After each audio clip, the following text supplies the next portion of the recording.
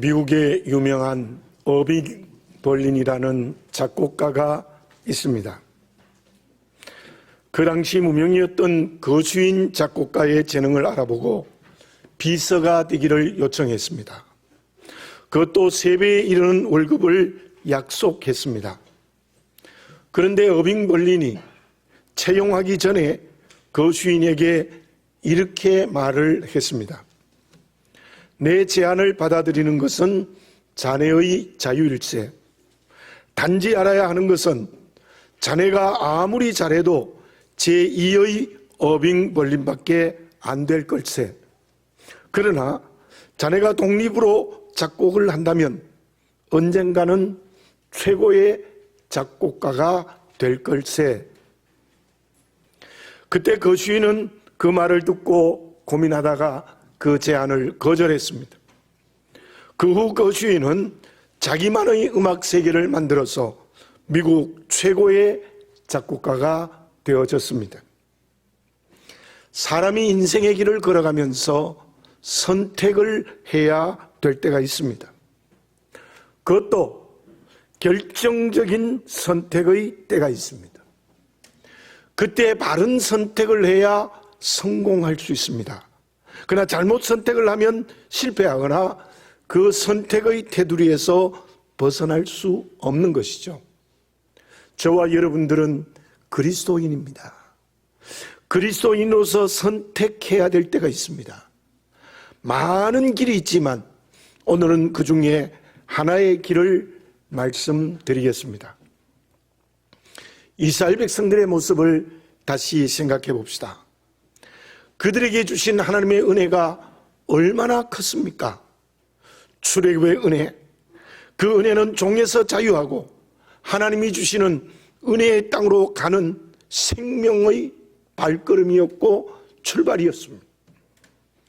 절대적인 하나님의 은혜로 출애굽했습니다. 그때 그들은 감사했습니다. 주시는 내 앞에서 감사의 길을 선택했다는 것이죠.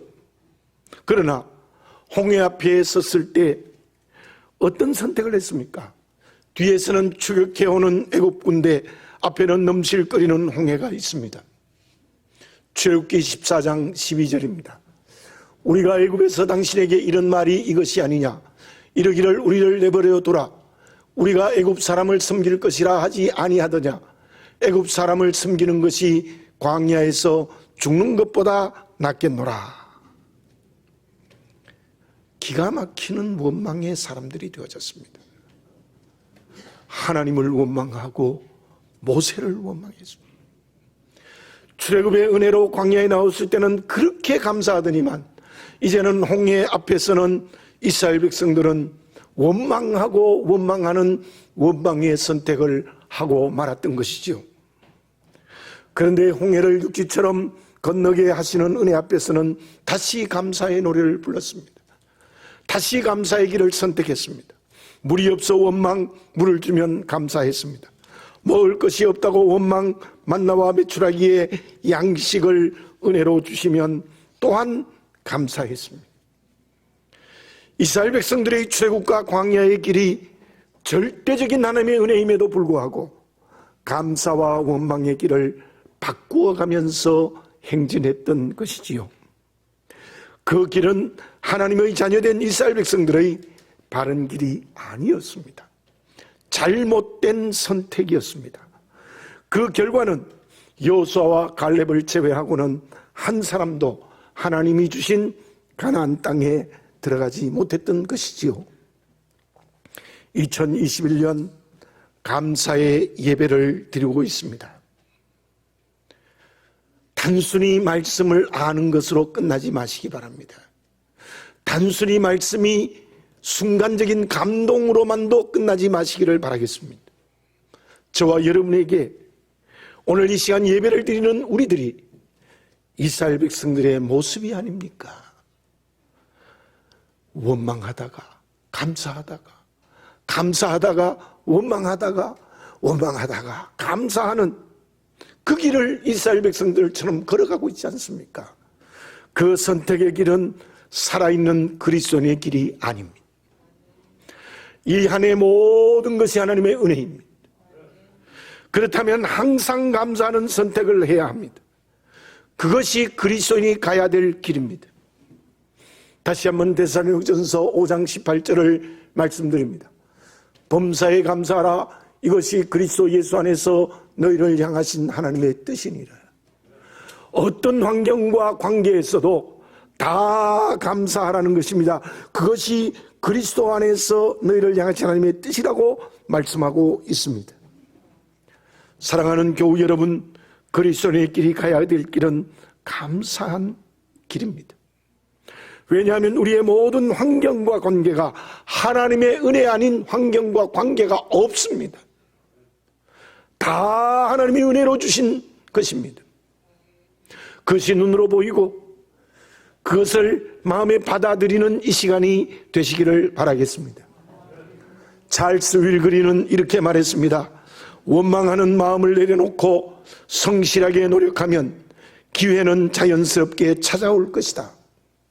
그렇습니다. 이 시간 성령으로 모든 원망의 마음을 내려놓는 예배 시간이 되시기를 바라겠습니다. 감사의 마음을 가진 길을 회복하시기 바랍니다. 그때 하나님은 우리에게 생각지 못할 새로운 기회, 새로운 은혜의 문을 활짝 열어주실 줄로 믿습니다. 그러면 범사에 모든 일에 하나님의 은혜가 있다는 것을 알고 항상 감사하는 길을 선택하려면 어떻게 해야 합니까? 스웨이가 쓴 인생은 지름길이 없다는 책에 이러한 이야기가 있습니다. 잭은 한 번도 바다에 가지 않았습니다. 바다가 너무 보고 싶었습니다. 어느 날 기회가 되어 바다에 왔는데 마침 그때 바다는 안개가 자욱하고 비바람이 매섭게 불고 있었고 높은 파도가 치고 있었습니다. 그 광경을 본 잭은 이렇게 중얼거리고 말했습니다. 이제 나는 다시는 바다를 좋아하지 않을 거야. 그때 옆에 있던 뱃사람이 이렇게 말을 했습니다. 바다에 좋은 날씨도 있습니다. 그러나 나는 언제나 바다를 사랑합니다. 위험하지 않나요? 위험하지요. 아버지는 바다에서 목숨을 잃었고 할아버지는 대서양에서 목숨을 잃었습니다. 형은 인도의 강에서 악어에 물려 죽었어요. 제가 당신이라면 영원히 바다에 가지 않을 거예요. 그때 뱃사람이 잭에게 이렇게 질문을 했습니다. 할아버지는 어디에서 돌아가셨나요? 침대에서요. 부모님은 역시 침대지요. 당신의 말대로라면 당신은 영원히 침대에 올라가지 못하겠군요. 아니요. 내가 잠을 자는 침대는 편안하게 잠을 재우는 믿을 수 있는 곳인데요. 사람은 같은 것이지만 어떤 것은 믿고 어떤 것은 믿지 못합니다. 잭이 그런 사람입니다. 그 앞에 사람은 아무리 위험해도 아무리 좋아도 모든 것을 믿는 사람이었습니다. 그래서 그 위험한 바다를 사랑했습니다. 그만큼 우리에게는 믿음이 중요하죠. 우리는 오늘 또 엘리베이터를 믿고 타고 내렸습니다. 범사의 길을 선택하는 그리스도인은 어떤 사람들입니까? 모든 환경과 관계에 하나님의 은혜가 있다는 것을 알고 범사에 항상 언제나 감사하는 살아있는 그리스도인은 어떤 사람들입니까? 결론부터 말씀드리면 하나님을 언제나 믿는 사람입니다. 어떤 부정적인 요소가 있어도 하나님의 손을 굳게 붙드는 사람입니다. 하나님은 전능하십니다. 하나님은 전지하십니다. 하나님은 영원하십니다. 하나님은 어디든지 계십니다. 우리의 인간의 한계와는 비교할 수 없는 그 하나님께서 우리의 모든 환경과 관계에 큰 은혜를 내리고 있다는 믿음을 가져야 된다는 거예요. 그때 하나님의 손을 굳게 붙들어야 된다는 거예요. 하박국은 고민했습니다. 정의의 하나님이라고 하면서 전혀 정의가 없다는 것입니다. 그래서 하박국 1장을 읽어보면 하나님에 대한 원망으로 가득 찹니다. 하박국 1장 4절입니다. 이러므로 율법이 해이하고 정의가 전혀 시행되지 못하오니 이는 악인이 의인을 애워쌌으므로 정의가 굽게 행하여 짐이니이다. 원망의 내용이 무엇입니까? 하나님의 정의는 다 없습니다. 하나님의 정의를 무시하는 악인들은 성공하고 잘되고 부자됩니다. 하나님의 말씀을 순종하는 의인들은 가난하고 어렵고 무시를 당합니다. 심지어 악인들이 의인들을 애워싸고 있습니다. 애워싸고 있다는 것은 악인들이 의인을 핍박하고 무시하고 환난을 주고 고난을 주고 고통을 주고 그들을 종으로 삼고 있다는 겁니다. 그때 하나님은 이렇게 말씀하십니다. 그래, 그렇다면 갈대아 사람들을 통해서 악인들을 심판하겠다. 바벨론입니다. 갈대아 사람. 그때 다시 하박국은 항변합니다. 왜 하나님의 택한 백성들이 이방 군대에게 고통을 당해야 합니까? 그리고 2장에서 그 대답을 기다리고 성루에 서 있는 상황입니다. 3절과 4절을 다시 봉독해 드립니다. 이 묵시는 정한 때가 있나니 그 종말이 속히 이르겠고 결코 거짓되지 아니하리라. 비록 더딜지라도 기다리라. 지체되지 않고 반드시 응하리라. 보라, 그의 마음은 교만하며 그 속에는 정직하지 못하나 의인은 그의 믿음으로 말미암아 살리라. 의인은 그의 믿음으로 말미암아 살리라. 저 말씀은 신구약을 통틀어서 아주 중심이 되는 말씀입니다. 그래서 바울이 저 말씀을 로마서에서 그대로 인용해서 구원론을 설명하지 않았습니까? 말씀은 정한 때가 있다. 반드시 이루어진다. 비록 더딜지라도 기다리라. 의인은 믿음으로 산다고 하나님은 명백하게 대답하시고 있는 것입니다. 그 대답 앞에서 하박국이 변해집니다. 하나님 앞에 엎드립니다. 그리고 이제는 원망의 사람이 아니라 감사의 사람으로 바뀝니다. 하박국서 3장은 그 하나님의 대답에 대한 감사의 노래입니다. 여기에서 우리는 무엇을 알 수 있습니까? 의인은 믿음으로 산다는 것이 어쩌면 성경 전체의 열쇠의 말씀입니다.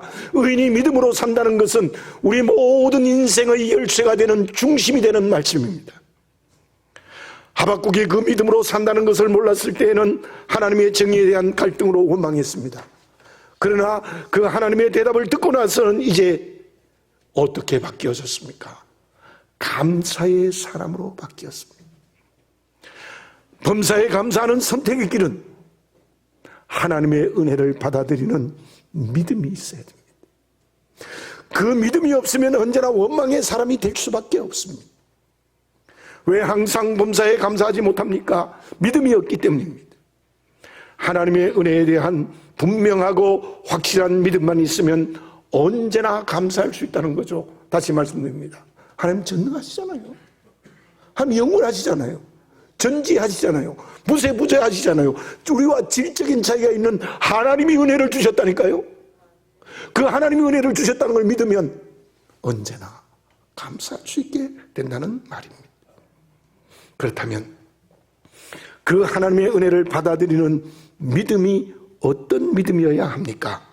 그것은 모든 환경과 관계에 전능하시고 영원하시고 전지하시고 무소부재하신 하나님의 뜻이 있음을 인정하는 겁니다.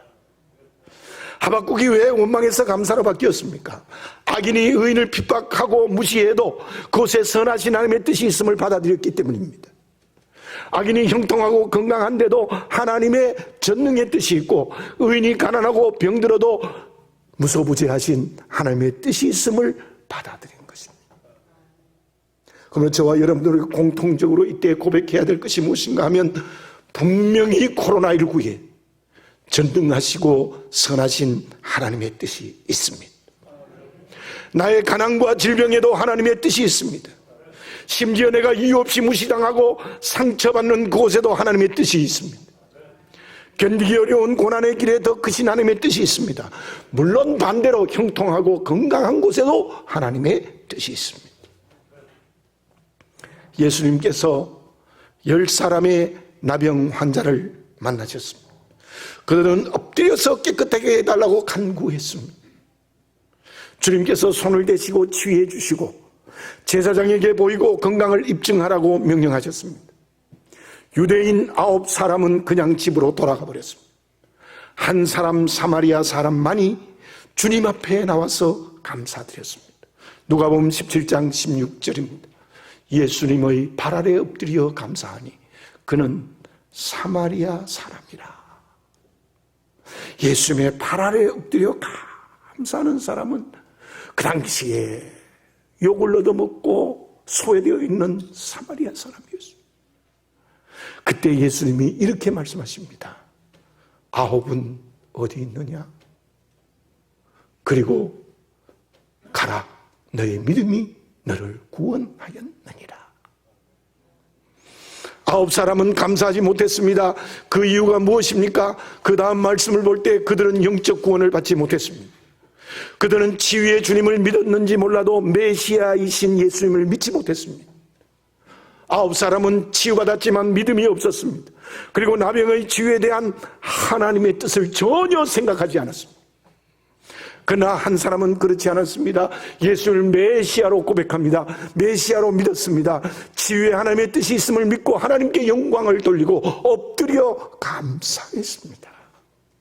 그 감사한 한 사람, 사마리아 사람은 영적인 치유까지도 함께 받게 되어졌습니다.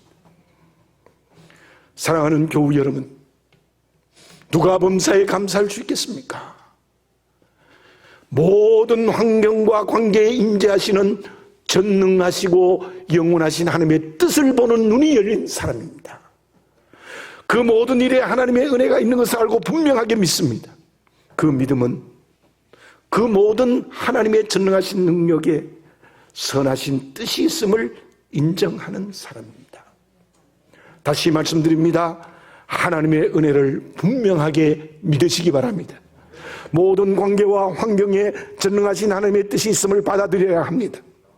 그 사람이 범사에 하나님께 감사드릴 수 있는 사람이 될 수 있다는 것입니다.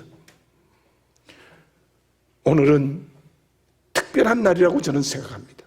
코로나19가 약 2년 가까이 계속되어진 이때, 모두가 다 어려워 울고 있는 이때, 또 개인적인 어려움도 분명히 있을 겁니다.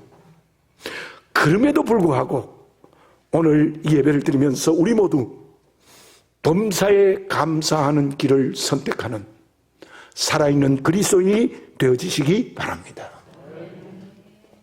그러면 범사에 감사하는 그리스도인의 구체적인 모습이 무엇입니까? 공자의 제자인 자공이 스승인 공자에게 질문을 합니다. 빈이 무첨 부이 무교 하여. 저 화면에는 뒤에 조사는 뺐습니다. 가난하면서도 아첨하지 않고 부유하면서도 교만하지 않으면 어떻습니까? 이 자공은 스승님 제 말이 맞지요 하는 이런 생각으로 이제 말한 겁니다.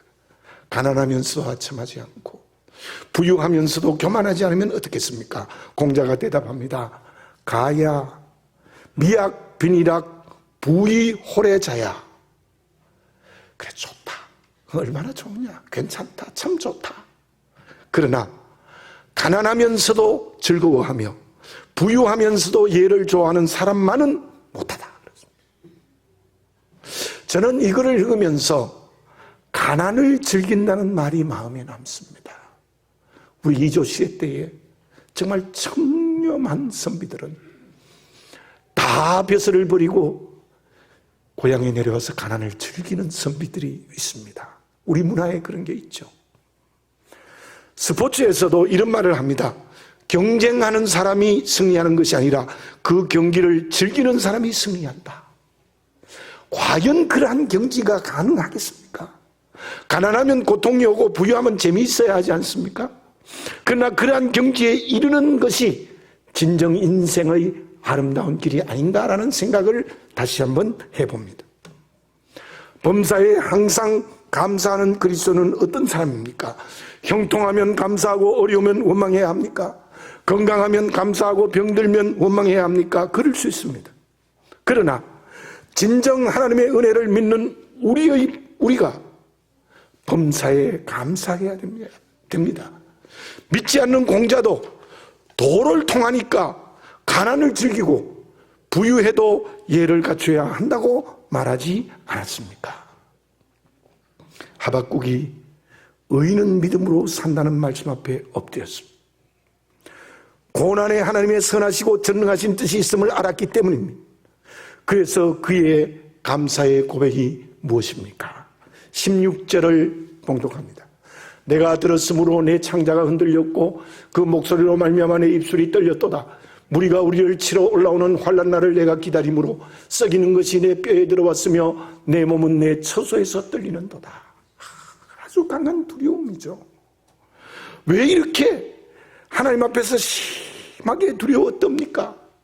창자가 흔들리고 입술이 떨립니까? 그것은 바벨론의 침공에 대한 두려움이 엄습해온 겁니다. 그 표현을 저렇게 한 겁니다.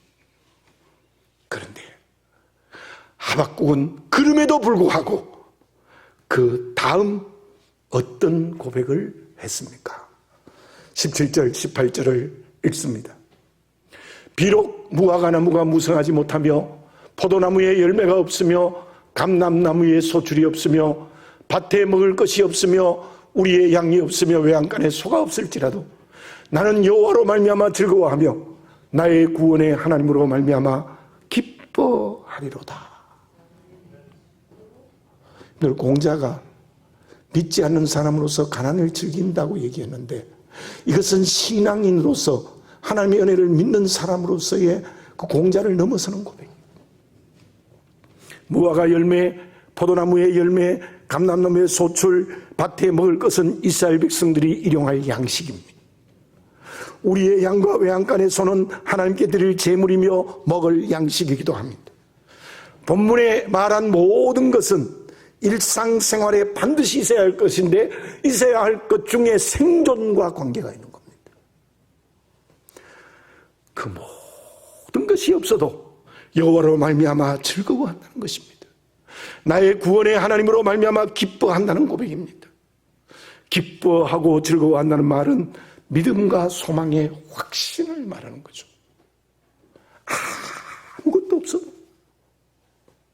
아무것도 없어도 기뻐하고 즐거워한다는 거예요. 시편 31편 7절에 이러한 말씀이 있습니다. 내가 주의 인자하심을 기뻐하며 즐거워할 것은 주께서 나의 고난을 보시고 환난 중에 있는 내 영혼을 아셨으며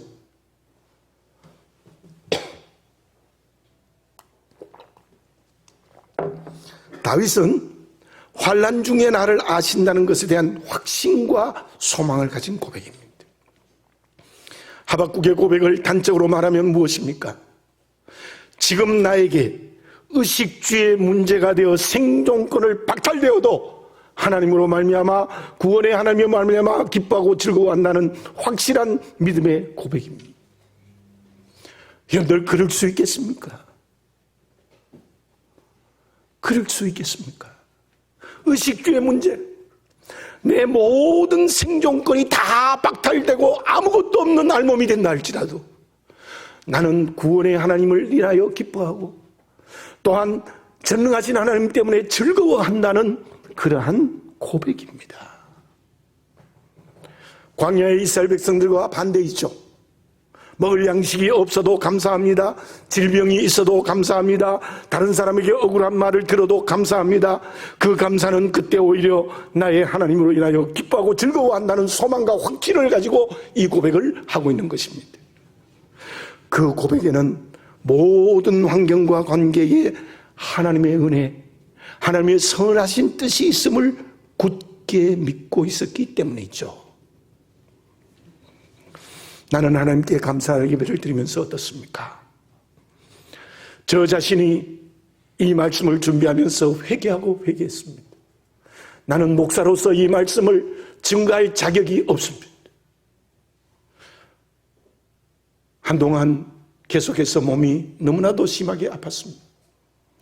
저는 그때 이렇게 기도드렸습니다. 하나님 왜 이렇게 하십니까? 하나님 왜 이렇게 하세요? 내가 하나님께 뭘 잘못했습니까? 저도 모르게 속에서 우러나오는 원망의 기도가 막 제 입으로 쏟아져 나왔습니다. 세상 사람 누구보다 잘못했습니까? 왜 이랬습니까? 저는 울며 원망의 기도를 토해냈던 것이 있습니다. 그러나 저와 여러분, 이때 우리의 모두가 하박국의 고백이 우리의 고백이 되어야 될 줄로 믿습니다. 저만 그렇겠습니까? 여러분들도 저처럼 원망의 기도를 하고 원망했던 적이 많이 있을 수 있지요. 바울과 실라가 빌립보 전도할 때를 다시 한번 생각해 봅시다. 복음 증거하기 위하여 빌립보에 갔습니다. 다른 동기가 전혀 없습니다. 그런데 한 여인의 귀신 들린 것을 주님의 이름으로 쫓아낸 것 때문에 39대 태장을 맞아요. 40대를 때리면 죽일까 봐 39대를 때려요. 납으로 된 나비 박힌 가죽을 등짝을 때리는 겁니다. 살찜이 파여나오는 겁니다. 그리고 쇠사슬에 매여 지하 감옥에 갇혔습니다. 얼마나 억울합니까? 당연히 원망해야 되지 않습니까? 원망해야 되죠. 하나님 뭘 잘못했습니까? 복음 증거로 하고 왔고 여인에게 귀신 들린 것 주님의 이름으로 쫓아낸 것뿐인데 왜 이렇게 하십니까? 원망해야 되지 않습니까? 그리고요, 사람이 아픈 게요, 낮에보다 밤에 더 아픕니다. 경험해 보셨죠? 밤에 훨씬 더 많이 아픕니다. 얼마나 한밤에 쓰리고 아팠겠어요. 찢겨간 살찜이 얼마나 고통스럽고 아팠겠죠. 그 원망이 저처럼 저절로 나왔을 텐데. 그러나 바울과 실라는 그렇게 하지 않았습니다. 사도행전 16장 25절입니다. 한밤중에 바울과 실라가 기도하고 하나님을 찬송하며 죄수들이 듣더라. 그 한밤중에 바울 사도가 기도했다는 것은 어떤 기도를 했겠습니까? 분명히 감사의 기도를 했습니다. 찬송 감사입니다. 감사의 기도를 드리고 감사로 찬송했을 때에 온 죄수들이 들었다고 성경이 기록하고 있습니다. 그런데 앞에서 말씀드린 나병을 치유하던 9사람은 불치의 병을 회복했죠. 그럼에도 감사하지 않았습니다. 아마 그들은 그 회복을 세상적으로 좋아하는 것으로 끝나버렸을 것입니다. 사랑하는 교우 여러분, 우리의 인생의 걸음은 감사를 선택하는 길이어야 합니다. 어떤 경우에도 원망의 길이 되면 안 됩니다. 그것은 모든 환경과 관계에 하나님의 은혜가 있다는 것을 굳게 믿어야 되는 겁니다. 하나님의 은혜가 있다는 것을 굳게 믿는 것은 그곳에 선하고 전능하신 하나님의 뜻이 있다는 것을 믿는 것입니다. 그때 고난과 핍박이 있어도 감사할 수 있습니다. 심지어 앞에 캄캄한 생존권의 문제가 있어도 감사할 수 있습니다. 그 길이 그리스도인인 우리의 길이며 우리의 선택이 오늘 감사 예배를 드리면서 주어져야 될 줄로 믿습니다. 그러면 그렇게 감사의 길을 걸어가는 사람들에게 하나님은 결국 어떤 은혜와 축복을 주십니까? 반드시 그 감사하는 사람을 통해서 역전의 역사가 일어납니다. 19절을 봉독해 드립니다. 주 여호와는 나의 힘이시라. 나의 발을 사슴과 같게 하사 나를 나의 높은 곳으로 다니게 하시려다. 이 노래는 지휘하는 사람을 위하여 내 수금에 맞춘 것이니라. 하박국은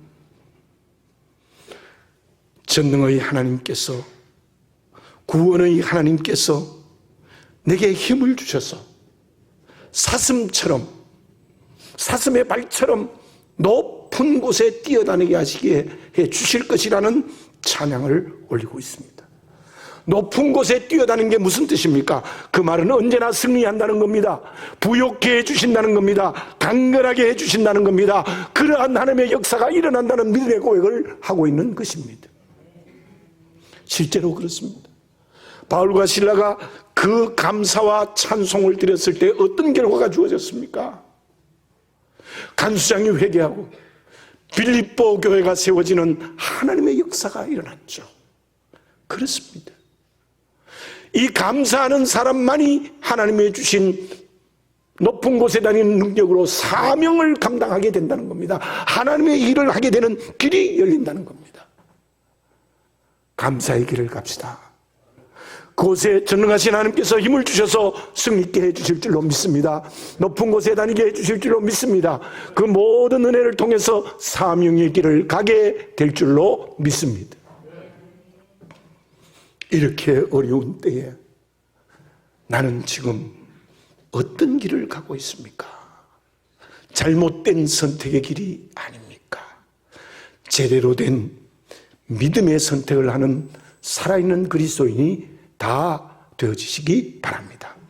기도드리겠습니다.